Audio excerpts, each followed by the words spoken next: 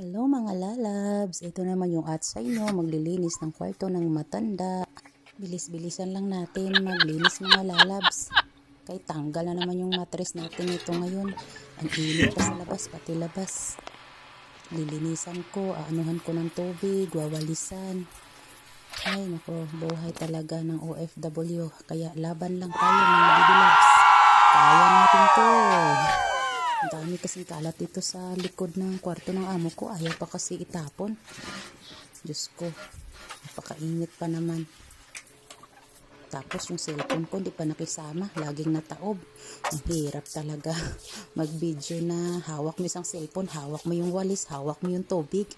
Carry lang yan mga lalabs. Bahala na, tabang dyan mga langit. Ay nako, Diyos ko po.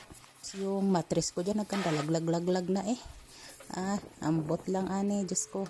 Kayo na bahala dyan sa vlog ko mga lalabs.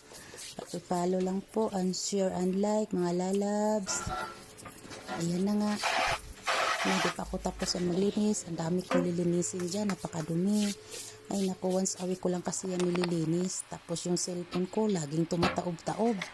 Ay naku. Ala. Banat. Linis ta mga atsay. Tas yung cellphone ko ayaw pa makisama. Ang hirap maghawak. Mag-video ka pa, magwalis ng linis mga lalabs. Tayo naman ang maglilinis. Linisan na naman natin yung paa ng atsay. Diyos ko. Minsan lang tayo maglinis. Hindi tayo magpabaya dito. Hindi tayo magpalusyang-lusyang. Wala na nga ana-ana. Magpalusyang-lusyang pa ta mga baby loves.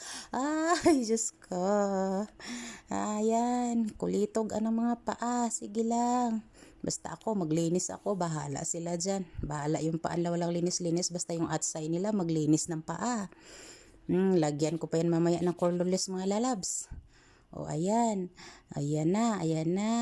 Bahala na kayo dyan. Salamat po.